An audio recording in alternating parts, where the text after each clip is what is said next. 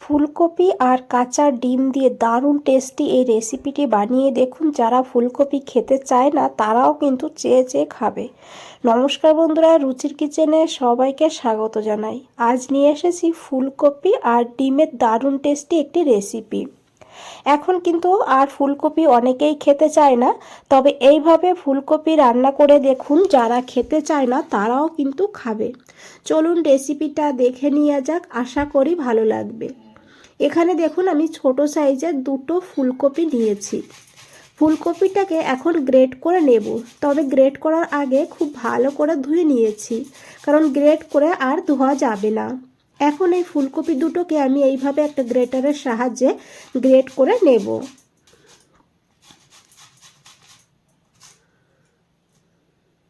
দেখুন বন্ধুরা, একটা ফুলকপি গ্রেট করে নিয়েছি, তার সঙ্গে আরও একটা ফুলকপি এখানে আমি গ্রেট করে নিয়েছি। আর এখন এই ফুলকপিটাকে একটা বোলের মধ্যে নিয়ে নেব। আর এই রেসিপিটা কিন্তু খুবই সাধারণ, সিম্পল, ঘরে থাকা উপকরণ দিয়েই আপনারা বানিয়ে নিতে পারবেন। খেতেও কিন্তু দারুণ হয়। আর এখন এই ফুলকপির মধ্যে দেব একটু লবণ, মানে ফুলকপির পরিমাণ বুঝে লবণটা দিতে হবে। তার সঙ্গে এখানে দিতে হবে হলুদের গুঁড়ো অল্প করে, 1/4 চামচ দিয়েছি লঙ্কার গুঁড়ো। আপনারা চাইলে এখানে লঙ্কা কুচিও দিতে পারেন। আর তার সঙ্গে দিয়েছি 1/4 চামচ গোলমরিচের গুঁড়ো। আর এখন দিয়েছি অল্প করে একটু জিরের গুঁড়ো। এখন সমস্ত উপকরণকে ভালো করে এইভাবে মিশিয়ে নিতে হবে। তারপরে এখানে দিতে হবে বেসন। এখানে আমি 2 চামচ বেসন নিয়েছি বয়েলিংয়ের জন্য।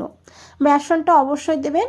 বেসনের পরিবর্তে এখানে আপনারা কর্নফ্লাওয়ার না হলে এখানে চালের গুঁড়োও দিতে পারেন। বেসনটাকে দিয়েও এখন খুব ভালো করে এইভাবে মিশিয়ে নিতে হবে। এখানে বন্ধুরা দেখুন আমি দুটো ডিম নিয়েছি, ডিমটাকে আমি বাটির মধ্যে ফাটিয়ে নিয়েছি। ডাইরেক্ট যদি ডিমটা দিয়ে দিই, ডিম যদি খারাপ হয় তখন কিন্তু পুরো ফুলকপিটাই নষ্ট হয়ে যাবে। সেই কারণে আমি আগে বাটির মধ্যে নিয়ে তারপরে ফুলকপির মধ্যে দিয়েছি। এখন খুব ভালো করে মিশিয়ে নেব। আর ডিম দেওয়ার আগে আমি যেভাবে মশলা বেসন দিয়ে মিশিয়ে নিয়েছি ঠিক সেইভাবে মিশিয়ে নেবেন। না হলে সমস্ত কিছু যদি একবারে দিয়ে দেওয়া হয় তাহলে কিন্তু বেসন দলা হয়ে যাবে, মশলাটাও দলা হয়ে যাবে, একে অপরের সঙ্গে ভালো করে মিশতে চাইবে না। তো দেখুন বন্ধুরা, এইভাবে খুব ভালো করে সমস্ত কিছু মিশিয়ে নিতে হবে। এদিকে আমি একটা ফ্রাই প্যান বসিয়ে দিয়েছি। ফ্রাই প্যানের মধ্যে দিয়েছি 2 চামচ সর্ষের তেল। রান্নাটা আমি সর্ষের তেলে করেছি, তবে সাদা তেলেও করা যাবে। তেলটাকে খুব ভালো করে গরম করে নিতে হবে, তারপরে এই ব্যাটারটা দিয়ে দিতে হবে। এখন এই চামচের সাহায্যে এইভাবে একটু উপরটা সমান করে নিতে হবে। তারপরে ঢাকা দিয়ে 2 মিনিট মিডিয়াম ফ্লেমে রান্না করতে হবে। 2 মিনিট পর ঢাকনাটা খুলে নিয়েছি। আর এটা কিন্তু নিচের দিকটা শক্ত হয়ে গিয়েছে, উপরটা নরম আছে। তো এখন এটাকে উল্টে দিতে হবে। দেখুন নিচেরটা কিন্তু খুব ভালোভাবে ছেড়ে দিয়েছে, তবে এইভাবে উল্টাবো না। আমি একটা প্লেট নিয়েছি, প্লেটের উপরে এটাকে নামিয়ে নেব এইভাবে। তারপরে উপরের সাইডটা নিচের দিকে করে দিতে হবে এইভাবে। দেখুন বন্ধুরা, আর দেখুন কত সুন্দর কালার হয়েছে। এখন ঢাকা দিয়ে আবারও 2 মিনিট এইভাবে রেখে দেব। 2 মিনিট হয়ে গিয়েছে, এটা কিন্তু হয়ে গিয়েছে। আর এখন এটাকে নামিয়ে নিতে হবে। আর এই রেসিপিতে লাগবে পেঁয়াজ একটা, আর আর্ধেক ক্যাপসিকাম নিয়েছি। পেঁয়াজটাকে কেটে নেব প্রথমে। তো দেখুন আমি কিভাবে পেঁয়াজটাকে কেটেছি।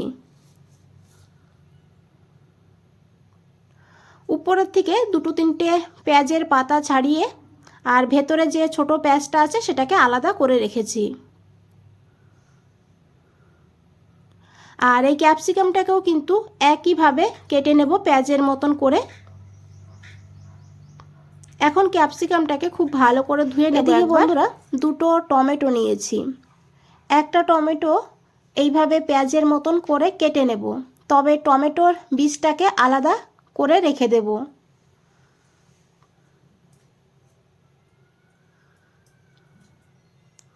আর বাকি টমেটোটাকেও কেটে নেব।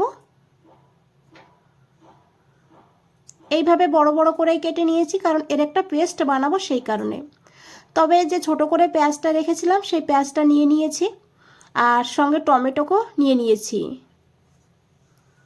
আর এদিকে দেখুন আমি নিয়েছি রসুন, ছোট রসুন, সেই কারণে একটু বেশি নিয়েছি, বড় হলে 4-5 কোয়া নেবেন। 1 ইঞ্চি আদা, একটা কাঁচা লঙ্কা, আর সেই ছোট করে কেটে রাখা পেঁয়াজ আর টমেটো, সমস্ত কিছু দিয়ে এটাকে একদম মিহি করে বেটে নেব। এদিকে দেখুন বন্ধুরা, আবারও সেই ফ্রাই প্যানের কাছে চলে এসেছি, আর ফ্রাই প্যানে দিয়েছি 1 চামচ সর্ষের তেল। তেল গরম হয়ে গেলে এখানে দিয়ে দিতে হবে কেটে রাখা ক্যাপসিকাম আর পেঁয়াজ। পেঁয়াজ আর ক্যাপসিকামটাকে হালকা করে ভেজে নেব। গ্যাসের ফ্লেমটা মিডিয়ামে রাখবেন, তাহলে খুব তাড়াতাড়ি ভাজা হয়ে যাবে। একদম কিন্তু লাল করে ভাজবো না, নরম করে। তো দেখুন বন্ধুরা, প্রায় আমি এখানে 15 থেকে 20 সেকেন্ড ভেজে নিয়েছি। এখন এখানে দিয়ে দিতে হবে টমেটো। টমেটোটাকে দিয়েও কিন্তু ভালো করে এইভাবে মিশিয়ে নেব, আর তারপরে এগুলোকে নামিয়ে নেব। টমেটো দেওয়ার পর খুব বেশি ভাজবো না, তাহলে টমেটো নরম হয়ে যাবে। এই ফ্রাই প্যানে আমি আরও 2 চামচ তেল দিয়েছি এখানে 1/2 চামচ গোটা জিরা, একটা শুকনো লঙ্কা, একটা তেজপাতা, গোটা গরম মশলা, এলাচ, লবঙ্গ, দারচিনি। ফোড়নটাকে ভালো করে ভেজে নেব। তারপরে এখানে সেই বেটে রাখা মশলাটা দিয়ে দিতে হবে। এখন এই মশলাটাকে 2-3 মিনিট ভালো করে কষিয়ে নেব, যাতে পেঁয়াজ, রসুন, আদার কাঁচা গন্ধ না থাকে, সেইভাবে ভালো করে মশলাটাকে কষিয়ে নিতে হবে। দেখুন বন্ধুরা, মশলা থেকে তেল ছেড়ে দিয়েছে।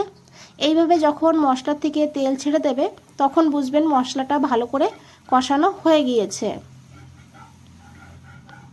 এখন এখানে সামান্য একটু জল যোগ করব, যেহেতু গুঁড়ো মশলা এখানে যোগ করব সেই কারণে। তো প্রথমেই দিয়েছি লবণ পরিমাণ মতন, 1/2 চামচ হলুদের গুঁড়ো, 1/4 চামচ জিরের গুঁড়ো, 1/2 চামচ ধনিয়ার গুঁড়ো, আর দিয়েছি এখানে 1/2 চামচ কাশ্মীরি লঙ্কার গুঁড়ো, 1/2 চামচ ঝাল লঙ্কার গুঁড়ো। তবে ঝাল আপনারা আপনাদের প্রয়োজন মতন নেবেন। আমি এখানে কাঁচা লঙ্কাও দিয়েছি। আর এখন এই মশলাটাকে ভালো করে কষিয়ে নেব ঢাকা দিয়ে এইভাবে। তো এখানে আমি 2-3 মিনিট ঢাকা দিয়ে রেখে দিয়েছিলাম। 2-3 মিনিট পর ঢাকনাটা খুলে নিয়েছি। এখন একবার খুব ভালো করে মিশিয়ে নেব। দেখুন বন্ধুরা, মশলার থেকে তেল আলাদা হয়ে গিয়েছে। এখন এখানে দিয়ে দিতে হবে পরিমাণ মতন জল, তবে অবশ্যই হালকা গরম জল দেবেন, আর খুব বেশি জল দেবেন না এখানে, কারণ রান্নাটা একটু মাখো মাখো হবে সেই কারণে। তো দেখুন ঝোলটা ফুটতে শুরু করে দিয়েছে। ঝোলটাকে একটু ভালো করে এইভাবে ফুটিয়ে নেব।